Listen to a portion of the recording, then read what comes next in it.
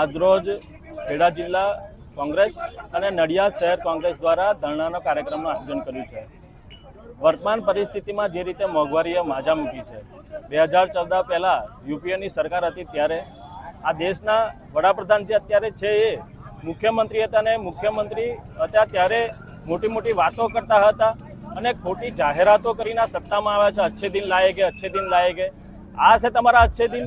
પરિસ્થિતિ એવી છે કે ગરીબ અને મધ્યમ વર્ગ પીસાઈ રહ્યો છે, જીવવું એમનું મુશ્કેલ બન્યું છે। પેટ્રોલના ભાવ હોય, રાંધણ ગેસના ભાવ હોય, જીવન જરૂરિયાત ચીજ વસ્તુઓના ભાવ હોય અને આ ભાવ વધારો એટલો બધો છે કે લોકોની કમરતોડ ભાવ વધારો થઈ રહ્યો છે। નીટની પરીક્ષાનું જે એક્ઝામ છે એના પેપર લીક થઈ રહ્યા છે, અનેક પરીક્ષાઓના પેપર લીક થઈ રહ્યા છે। માતા પિતા પોતાના પેટે પાટા બાંધી અને મોંઘી ફીઓ ભરીને પોતાના બાળકને ઉજ્જવળ ભવિષ્ય થાય એટલા માટે ફીઓ ભરીને મોંઘી સ્કૂલોમાં મૂકે છે અને વિદ્યાર્થીઓ રાત દિવસ ઉજાગરા કરીને વાંચીને મહેનત કરીને પરીક્ષાઓ આપે છે અને આ પરીક્ષાઓ આપ્યા પછી પણ એમની પરીક્ષાઓ રદ થાય એટલે આ સરકારને લાજી મરવું જોઈએ। લાજી મરવાના બદલે એ ગાજે છે। ગાજે એવી રીતે સોમનાથમાં આવ્યા અને સોમનાથમાં આવીને 1500-200 અનેક સાધનો ભેગા કરીને એમને વાત એવી કરી કે પેટ્રોલ ડીઝલના ભાવ વધ્યા છે, પેટ્રોલ ડીઝલની અછત છે, માટે પોતે બધાએ પ્રજા જોડે આહવાન કરે છે, પ્રજાને એવું કહે છે કે તમે લોકો આ મોંઘવારી જે વધી રહી છે, પેટ્રોલ ડીઝલની અછત છે એટલા માટે આ સરકારને મદદ થાવ। આ નરેન્દ્ર મોદી જ્યારે મુખ્યમંત્રી હતા ત્યારે મોટી મોટી ગાજીની વાતો કરતા હતા અને આઝાદ પ્રજા આગળ ખોડો પાથરી દે છે એટલે એમની સરકાર પૂરેપૂરી રીતે નિષ્ફળ ગઈ છે। ખેડૂતો હેરાન પરેશાન છે। બિયારણના ભાવ હોય, ખાતરોના ભાવ હોય, આ તમામ જગ્યાએ જ્યારે મોંઘવારી વધી રહી છે ત્યારે ખેડા જિલ્લા કોંગ્રેસ અને નડિયાદ શહેર કોંગ્રેસ દ્વારા આજ રોજ નડિયાદ મુકામે મોંઘવારી વિરુદ્ધ ધરણા કાર્યક્રમનું આયોજન કરવામાં આવ્યું છે। આજે ખેડા જિલ્લા કોંગ્રેસ સમિતિ અને મહિલા કોંગ્રેસ સમિતિ આયોજિત આજે નડિયાદ ખાતે ધરણાનો કાર્યક્રમ રાખવાનો આવ્યો છે ત્યારે આપને હું કહેવા માંગુ છું કે છેલ્લા 30 વર્ષથી ગુજરાતમાં ભાજપની સરકાર છે અને છેલ્લા 12 વર્ષથી કેન્દ્રમાં પણ ભાજપની સરકાર છે ત્યારે આપ જોઈ શકો છો કે કૂદકે ને ભૂસકે આજે મોંઘવારી સતત વધી રહી છે। યુવાઓ બેરોજગારી તેમની છીનવી રહી છે। મહિલાઓ આજે તેમનું ઘર ચલાવવું એ ખૂબ જ મુશ્કેલ પડી ગયું છે।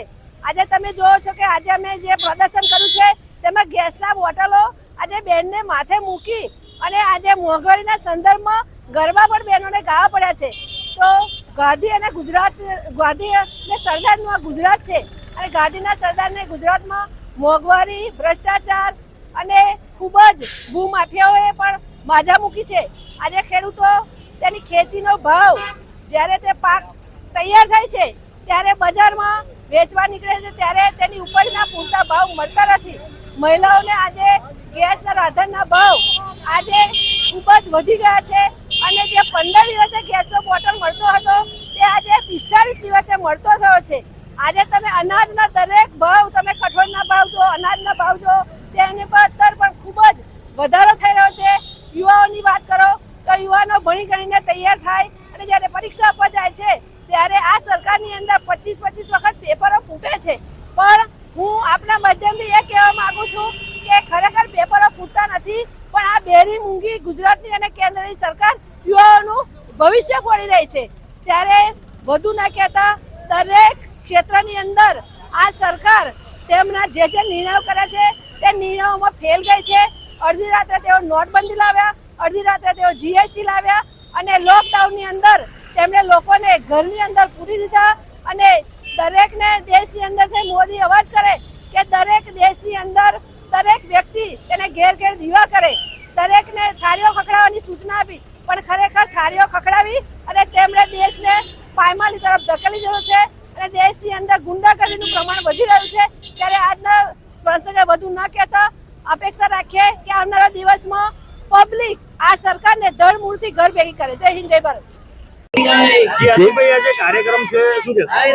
જે રીતના દેશની અંદર મોંઘવારી વધી રહી છે તેમ જીવન જરૂરિયાતની વસ્તુઓ મોંઘી થઈ રહી છે। પેટ્રોલ ડીઝલના ભાવ વધવાના કારણે લોકોની મુસાફરી પણ મોંઘી થઈ રહી છે। એસટીના ભાડા વધી રહ્યા છે, સ્કૂલમાં બાળકો જઈ રહ્યા છે રૂપિયાની જગ્યાએ 5 રૂપિયા વધવાની જગ્યાએ સીધા 50 રૂપિયા વધી ગયા છે. એટલે આર્થિક બોજો લોકોના ખિસ્સા ઉપર પડી રહ્યો છે.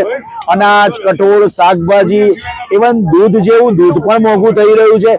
લોકોને જિંદગીમાં રોજબરોજ જે વસ્તુઓનો ઉપયોગ કરતા હોય એ સખત ભાવ વધારો થઈ રહ્યો છે, જેને કારણે લોકો તકલીફો મુકાઈ રહ્યા છે. હા, બીકના માર્યા આપણી પ્રજા બોલી નથી શકતી, પણ મધ્યમ વર્ગ એ ખૂબ આર્થિક સંકળામણમાં ભીડાઈ રહ્યો છે.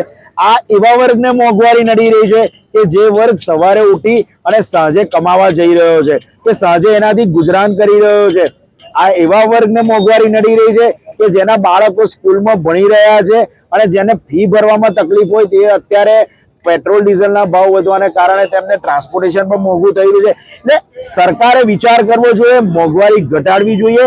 લોકો ઘણી તકલીફોમાંથી પસાર થઈ રહ્યા છે પણ બસ બોલી નથી રહ્યા, જેને લીધે આજે ખેડા જિલ્લા કોંગ્રેસ સમિતિ અને નડિયાદ શહેર કોંગ્રેસ દ્વારા ધરણાનો પ્રોગ્રામ અમે કરી રહ્યા છે કે જેને કારણે સરકાર આ જોઈ અને તેના ઉપર દયા આવે અને મોંઘવારી ઓછી કરી અને લોકોને તકલીફોમાંથી દૂર કરે.